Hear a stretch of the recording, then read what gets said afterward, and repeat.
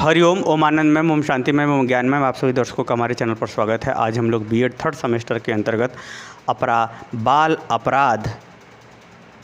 बाल अपराधी वाले बालक की विशेषता क्या होती है उसका अध्ययन करेंगे, या अपराधी बालक की विशेषताएं क्या होती है इसका हम लोग अध्ययन करेंगे। बाल अपराध का तात्पर्य होता है कि ये बालक द्वारा यानी सामान्यतः जो है 6 से लेकर 12 वर्ष तक, और सामान्य बोलचाल की भाषा में हम लोग इसको यूज करते हैं किशोरावस्था तक, यानी जहाँ जब वो जो है सामान्यतः किशोरावस्था के पहले तक की अवस्था को बाल अपराध के अंतर्गत माना जाता है सामान्य रूप से। लेकिन अगर शब्द पर ध्यान दें तो बाल अपराध का तात्पर्य होता है 6 से 12 वर्ष की अवस्था तक। जब तक वो वयस्क नहीं बन जाता उसके पहले के अपराध को हम लोग सामान्यतः बाल अपराध के ही श्रेणी में माना जाता है। तो अगर हम देखें तो जो बाल अपराध के अंतर्गत बालक द्वारा कुछ ऐसे व्यवहार होते हैं जैसे किसी का जेब काट लेना, पैसा चुरा लेना, किसी को धोखा देना, किसी को क्रूरतापूर्वक मार देना, समाज के नियमों को तोड़ देना, कुछ ऐसे व्यवहार होते हैं कि जिसके आधार पर उसे क्षमा नहीं किया जा सकता। यानी वह जो है अत्यधिक हानि पहुंचा देता है, चाहे भावात्मक रूप से, चाहे आर्थिक रूप से, चाहे शारीरिक रूप से, जिसे हम उसकी गणना अपराधी के रूप में करते हैं, एक अपराध के रूप में उसे देखा जाता है। तो ऐसे बालकों को बाल अपराध की श्रेणी के अंतर्गत देखा जाता है। तो जो बाल अपराध के जो बालक हैं उनकी कुछ हाव भाव, लक्षण, पहचान है, जिसके आधार पर एक अध्यापक अगर इस चीज़ों को जानता है तो इस आधार पर उस बालक को समझ करके उसके अनुसार वो अपना दिशा निर्देश, व्यवहार और सतर्कता, सावधानी का प्रयोग करते हुए उसके व्यक्तित्व को सुधार कर सकता है या उसके व्यक्तित्व के निर्माण में वह अपना योगदान दे सकता है। तो बालक को इन सब चीज़ों के विषय में अध्यापक को ऐसे बालकों के विषय में पहचानना आवश्यक होता है। उन्हीं पहचानों के विषय में हम लोग इस वीडियो के अंतर्गत अध्ययन करेंगे।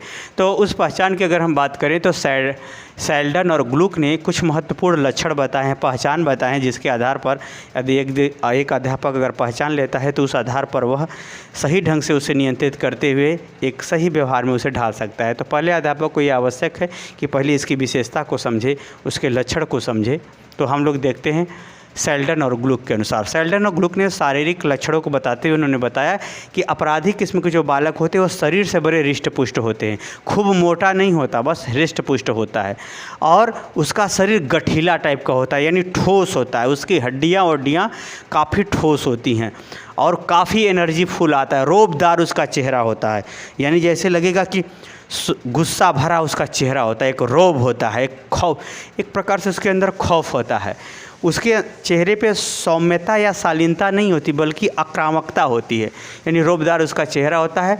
आवाज़ उसकी बहुत कड़क होती है। आप कहोगे सर जी कि आपकी भी आवाज़ कड़क है, तो आप लोग हमारे विषय में जो मूल्यांकन करेंगे वो ठीक है, करेंगे, हमें कोई दिक्कत नहीं। कहने का मतलब ये है हृष्ट पुष्ट, गठीला, रोबदार चेहरा, कड़क आवाज़, उसका शारीरिक लक्षण देखने को मिलता है। अगर दूसरे बात करें तो स्वभाव का तात्पर्य क्या होता है, एक प्रकार से व्यवहार समझिए। स्वभाव का क्या तात्पर्य होता है, व्यवहार उसका जैसे होता है, एक प्रकार से ऐसे भी कह सकते हो स्वभाव का मतलब उस चेहरे से उसको देखने से कैसा पता चलता है, यानी उसका एक जैसे होता है ना, उसके चेहरे का हाव भाव कैसा होता है, ये स्वभाव का बाहरी और प्रारंभिक स्वरूप होता है। तो ये स्वभाव तीखा दिखता है। तीखा का मतलब कड़वाहट उसमें ज़्यादा भरी रहती है, शब्दों में, चेहरे में, अभिव्यक्ति में, चाल ढाल में तीखापना ज़्यादा होता है। नकारात्मक, अक्सर चीज़ों को निगलेक्ट करता रहता है, अच्छी चीज़ों को निगलेक्ट करता रहता है। जहाँ पर सही दिशा में परिश्रम का काम आता है वहाँ वो सही दिशा में नहीं करता, वह हमेशा स्वार्थ को ज़्यादा ध्यान रखता है, यानी अच्छी चीज़ों को नकारता ज़्यादा है। कटुभाषी, बड़ा कड़वा बोलने वाला होता है जो अच्छा भी नहीं लगता। आगे है मेहनती, ऐसे लोग बड़ी परिश्रमी होते हैं। अगर खेती होती में हो तो बहुत खेती अच्छे से कर लेते हैं, या मेहनती का मतलब ही होता है कि इनके अंदर ऊर्जा बहुत भरी रहती है, बहुत सारे कार्य एक करना चाहें तो कर सकते हैं। आगे है अत्यधिक कार्यशील, यानी वो काम धाम, एक काम खत्म होगा दूसरा उसी में लगा रहेगा, एकदम उसका मतलब एक प्रकार से कहिए कि उसका काम करने से जी नहीं उबेगा, और एक प्रकार से जो है वो कड़कपना भी व्यवहार रहेगा उसका, ऐसा टाइप का होता है स्वभाव उसका। आगे है दृष्टिकोण का मतलब उसका सोच कैसा होता है या उसकी मानसिक प्रवृत्ति कैसी होती है। मानसिक प्रक्रिया के अंतर्गत अगर देखा जाए दृष्टिकोण यानी शक की स्वभाव का, वो हर बतिये में शंका करता रहता है, हमेशा संदेह की दृष्टि दोहरा व्यवहार, ये सभी करता रहा, बार बार हर अपने से बड़े छोटों को ध्यान नहीं रखता, हर चीज़ का वो जवाब देना चाहता है और जो बोलता है उसी को मानता है कि सत्य है। वह किसी अन्य से तुलना करना या अन्य तर्क को ध्यान देना, ये सब कुछ नहीं, मैंने जो कहा वही सही। एक प्रकार से जैसे अपराधी टाइप के लोग नहीं होते वैसे जवाब देना। अगला है रूढ़िवादी, जो पहले से उसके सोच दिमाग में बैठ गई उसी को मानेगा, आप लाख तर्क दे लो नहीं मानेगा, ऐसे टाइप का होता है लक्षण। प्रशासनिक टकराव यानी वह वैधानिक नियमों को भी तोड़ता है, प्रशासनिक नियमों को भी तोड़ता है, उसको तोड़ने में वो अपना बड़ा गौरव समझता है, उसका पालन करने में वह अपने को हीन समझता है, छोटा समझता है। जबकि कोई भी अनुशासन का पालन व्यक्ति को या समाज को, सही अनुशासन का पालन व्यक्ति या समाज को महान बनाता है, वह सही अनुशासन को वह नहीं समझता, नहीं मानता है, ऐसे टाइप का उसका व्यवहार होता है। अगला है वैज्ञानिक दृष्टिकोण। वैज्ञानिक दृष्टिकोण का मतलब होता है वो किसी चीज़ को सिस्टमेटिक क्रमबद्ध ढंग से समझना या एक चीज़ को दूसरे से जोड़ करके देखना, उसका महत्व मूल्यांकन को अच्छे ढंग से सही रूप में क्रम ढंग से आंकने वाली प्रवृत्ति। अगर वो बात करें तो तर्क और वैधानिक क्षमता से दूर, यानी वो किसी चीज़ को सिस्टमेटिक नहीं सोचेगा, हमको ये चीज़ चाहिए तो चाहिए, वह नहीं देखेगा क्या उचित है क्या अनुचित है और किसकी क्या आवश्यकता है, क्या महत्व की कोई मतलब नहीं। यानी वह तर्क और बौद्धिक क्षमता यानी तर्क के साथ अपनी बुद्धि का प्रयोग नहीं करता, वो अपनी आवश्यकता को ही प्रमुखता देता है, हमको ये चीज़ चाहिए तो हम तुम्हारा लेंगे, तुम्हारी हिम्मत हो तो रोक लो, ऐसे टाइप की उसकी प्रवृत्ति होती है। हर काम में उसको जल्दी पड़ी रहती है, शीघ्रता में वो रहता है हमेशा, जो है शीघ्रता में, क्योंकि एनर्जी फुल है, लेजी तो होता नहीं।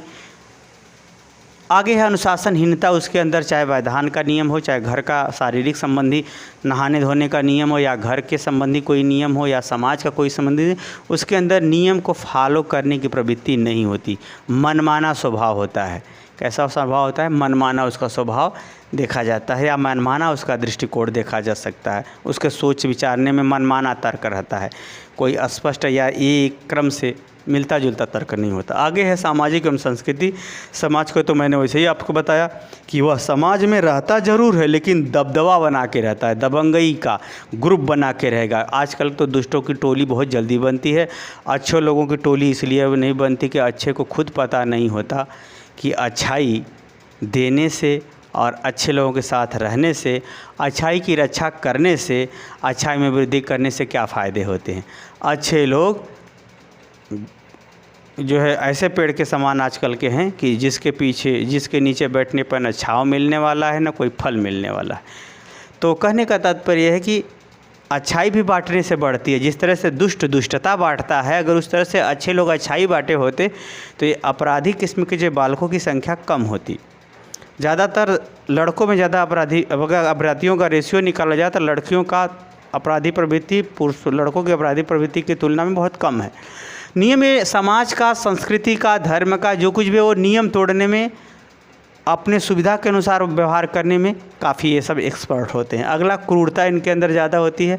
समाज या व्यवहार के किसी भी नियम या व्यवहार को निश्चित रूप से वो पालन नहीं करते, वो कब पल्ला बदल देंगे, कब इधर का उधर हो जाएंगे, कब पक्षपात कर देंगे, यानी उसका अस्थिर व्यवहार होता है, सोच होती है समाज के प्रति। अगला है बाहुबल। हमेशा वह अपने बाहुबल का दुरुपयोग करके ही कुछ प्राप्त करना चाहता है, योग्यता क्षमता से नहीं बल्कि अपने दबंगई से, अपने दबदबई से वह सब कुछ प्राप्त करना चाहता है। ऐसा व्यवहार जो है एक अपराधी किस्म के जो बालक होते हैं देखने को मिलता है, या उनकी विशेषता है या उनका लक्षण है। इस हिसाब से अध्यापक क्या है पहचान सकता है कि नहीं ऐसा बालक है तो इसे क्या करना चाहिए, इसे कैसे सुधार करना चाहिए, या इनकी कौन कौन सी बातों को ध्यान में रख कर के हम आगे का शिक्षा दीक्षा या गाइडलाइन दें या इनका केयर रखें।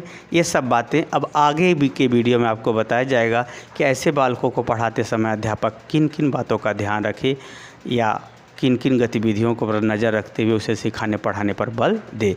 क्योंकि अभी आप तक तो पहचान सीखे हैं, इस पहचान का परिणाम तो आप जानते ही गलत ही आएगा, लेकिन अब इस पहचान के बाद अध्यापक अगर थोड़ी सी सावधानी रखे तो ऐसे बालकों को एक मानवीय प्राणी, सामाजिक प्राणी बनाने में सफल हो सकता है। तो आगे की वीडियो में सबकी चर्चा की जाएगी। मुझे उम्मीद है कि आप समझ गए होंगे। समझ गए तो कमेंट बॉक्स में ज़रूर बताइए। साथ ही मेरे चैनल को लाइक शेयर सब्सक्राइब कीजिए। हरिओम।